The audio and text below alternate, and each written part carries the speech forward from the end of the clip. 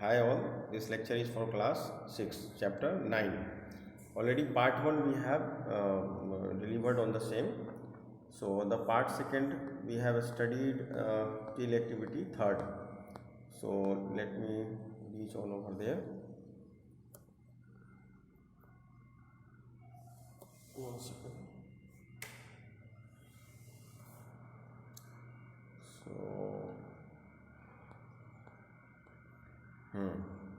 Now we will have some revision on the same. Biotic component, ठीक है. तो biotic component किसको कहेंगे? The living organism that make up the biotic component of an environment can be divided into 3 groups. उनको कितने part में बांटा गया है? इन 3 groups. The first group is what? Producers, and second is consumer, and third one is consumer. Second one is consumer.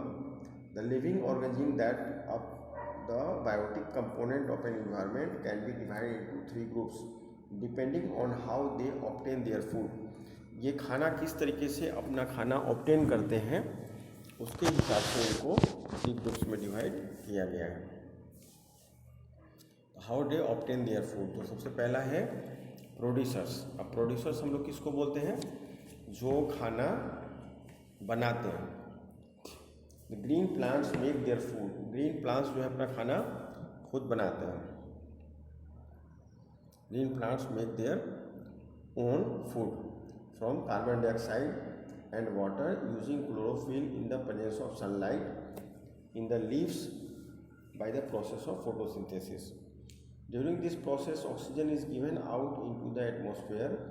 The organism that can make their own food are called producer. तो second देखो क्या है? Consumers. Consumers में क्या आता है? Some organism depend directly और indirectly on the food prepared by plant. They are called consumers.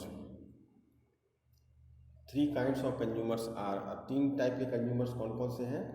Herbivores, the animals that get their food directly from plants. अब जैसे कुछ ऐसे एनिमल्स हैं जिनको खाना प्लांट से डायरेक्टली मिल जाता है, जैसे काऊ है, बफेलो है, डियर है. तो ये लोग क्या करते हैं? The animals that get their food directly from plants are called herbivores. These animals are known as primary consumer. इनको हम लोग बोलते हैं primary consumer. For example cow है, डियर है एंड गोट्स हैं. सेकेंड है कार्निवोर्स. कार्निवोर्स किसको कहते हैं? Such as the tiger and wolf who eat meat of others animals. They get their food indirectly from plants. They are called secondary consumer. और omnivores किसको कहते हैं? दे consume both plant and animal. कुछ ऐसे animals होते हैं जो दोनों खाते हैं, प्लांट भी खाते हैं और एनिमल्स भी खाते हैं. ऐसे कौन से एनिमल्स हैं उनका आपको सोचना है. They consume both plants and animals. Human, bear and cow are omnivores. Some animals consume dead animals and decompose them off. They are called scavenger. उनको हम स्कैवेंजर बोलते हैं. Cows, vulture and jackals are scavenger.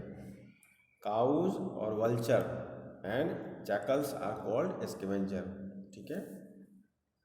ऐसी बीमारियां भी बहुत फैलती हैं. अब देखो डिकम्पोजर्स.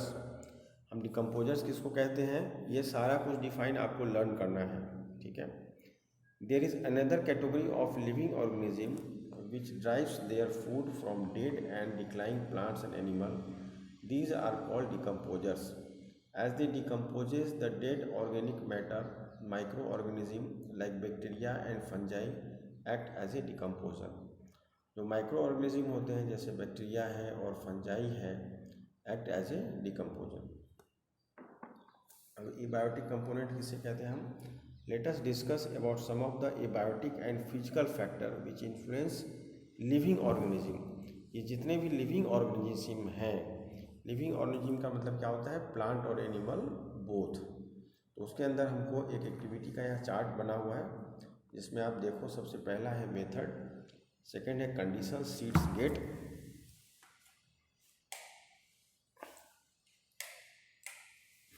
कंडीशन सीड्स गेट,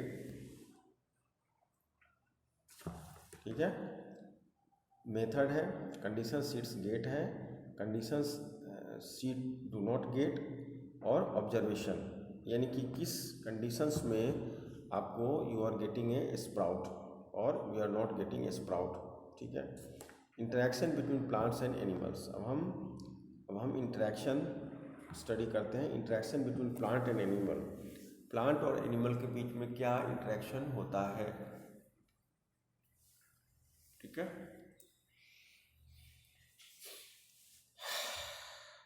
चलो, प्लांट और एनिमल के बीच में क्या इंटरेक्शन होता है। In nature plants and animals, sorry है, in nature plants and animals or the biotic components interact with each other to fulfill their requirement. For example, carbon dioxide released by animal is used by plant to fulfill their requirement. For example, carbon dioxide released by animal is used by plant. अब जैसे carbon dioxide क्या होता है, वो animal छोड़ते हैं, वो क्या होता है, प्लांट यूज़ करते हैं। For example, carbon dioxide release by animals use by plant for the synthesis of food. In turn plants release oxygen during the process of photosynthesis which is the main life supporting gas for animal. Animals breathe in oxygen which help to burn food in body cells and release energy.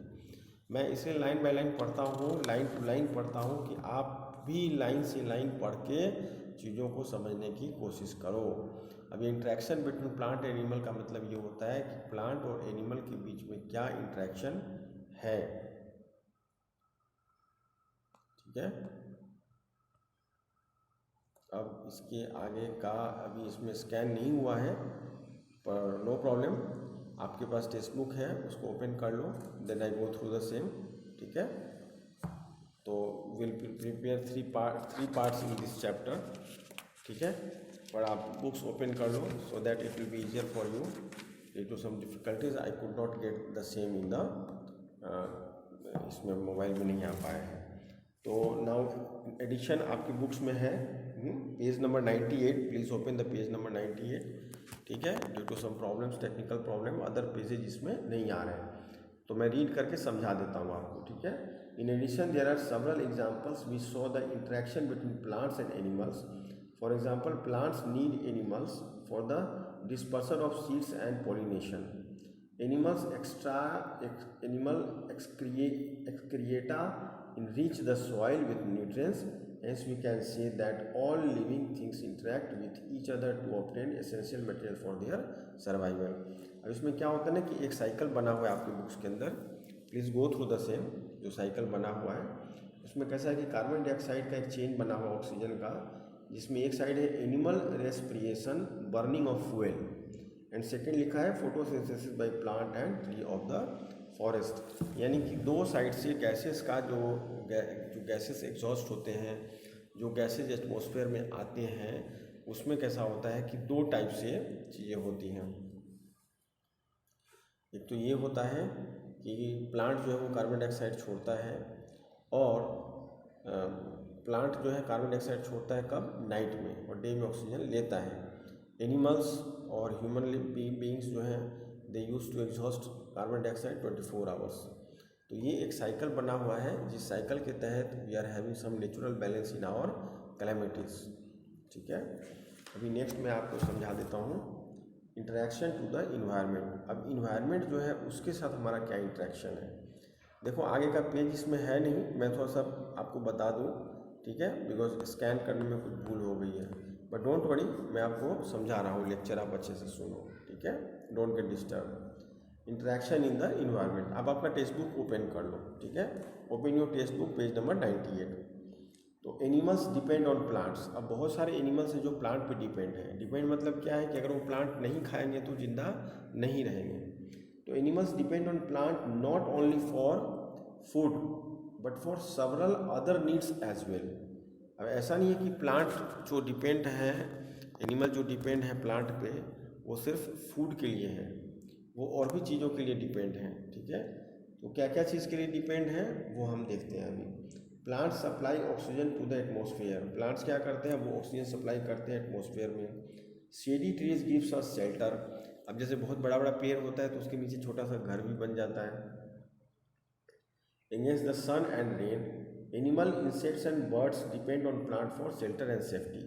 अब बहुत सारे आपने birds को देखा होगा, वो बड़े बड़े प्लांट होते हैं, जो बड़े बड़े पेड़ होते हैं, उसके ऊपर उनका घोंसला होता है, उसमें वो आराम से रहते हैं। अगर पेड़ अच्छा होता है तो बारिश होती है, आंधी आता है, तूफान आता है, तो उनके रहने में कोई फ़र्क नहीं पड़ता है। सेकेंड पॉइंट्स क्या होता है कि plant such as tulsi, neem, fox glove and rosy periwinkle give us medicines.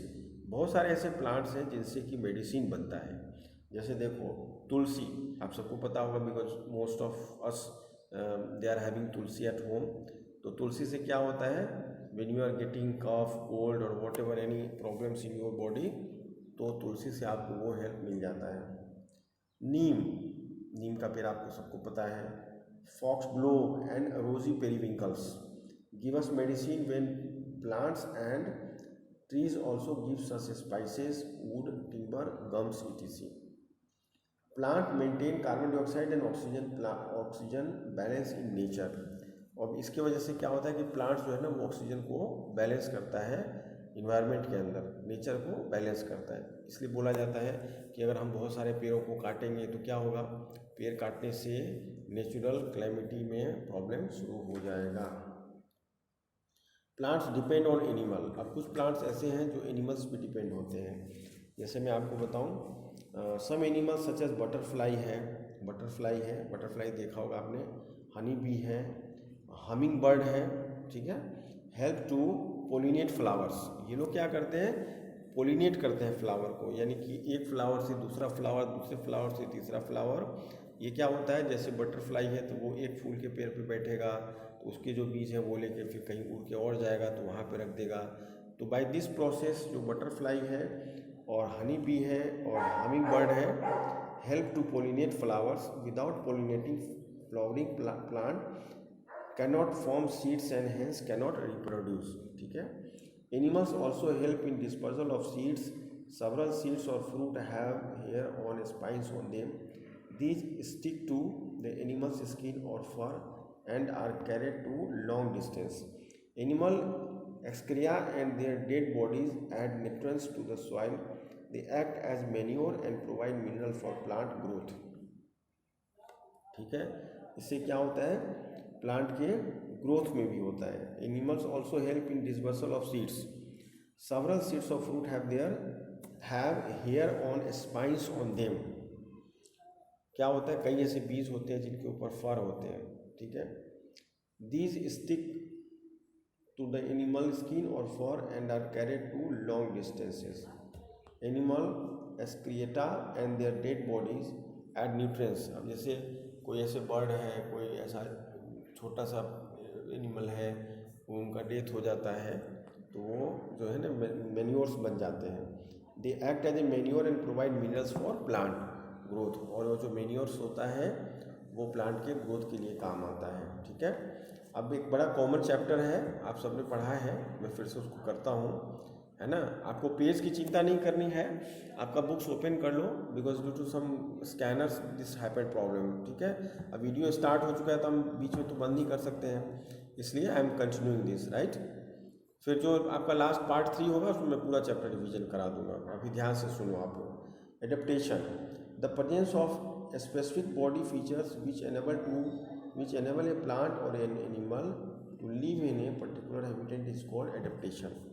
अब एडेप्टेशन किसे कहते हैं और एडेप्टेशन किस हिसाब से होता है, वो हमको इस चैप्टर में थोड़ा सा स्टडी करना है, ठीक है। तो these are some useful modifications, कुछ यूजफुल मॉडिफिकेशंस हैं which occurs due to particular conditions of the habitat and disappear with the removal of those conditions. Adaptation in plant, अब प्लांट में एडेप्टेशन कैसे होता है। एडेप्टेशन इन हाइड्रोफाइट्स, एक plant है उसका कैटेगरी का नाम है हाइड्रोफाइट्स। तो हाइड्रोफाइट्स किसको बोलते हैं, hydrophytes are plants that grow in excessively wet conditions or completely in winter.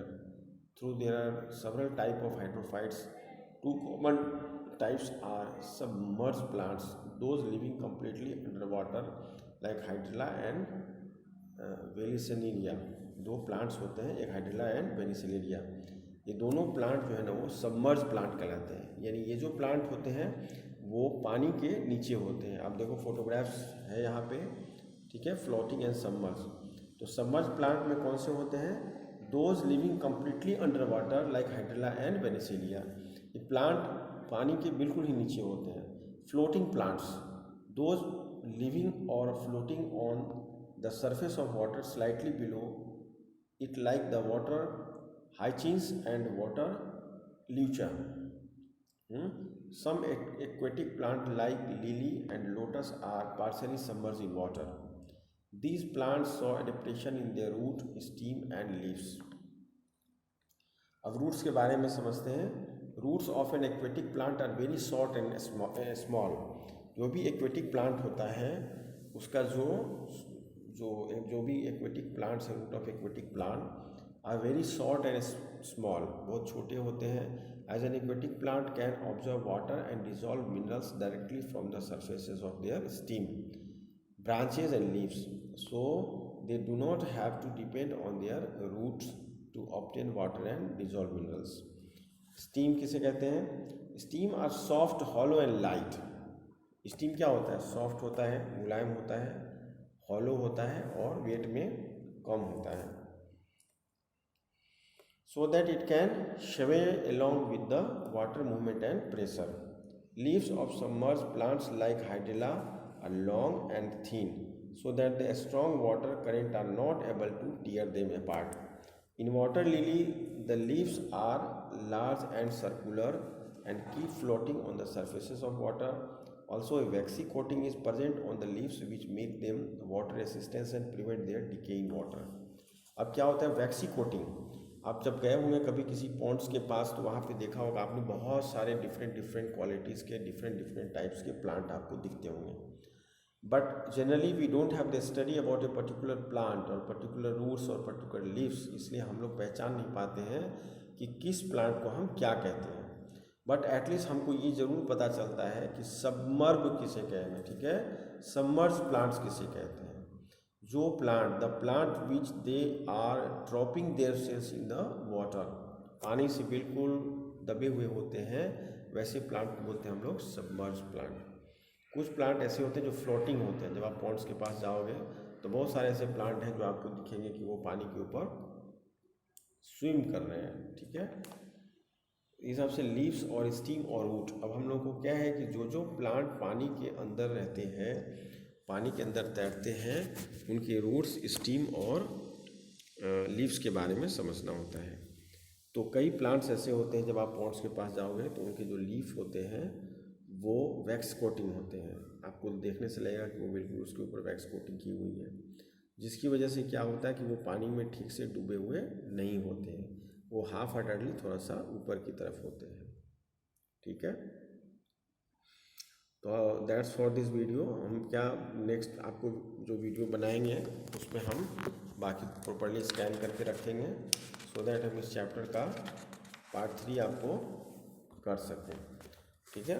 Overall आप स्टडी रेगुलर रखो, बिकॉज वीडियो कॉलिंग पे आपका टेस्ट हो रहा है and this number is going to be counted, ठीक है। चलो बाय।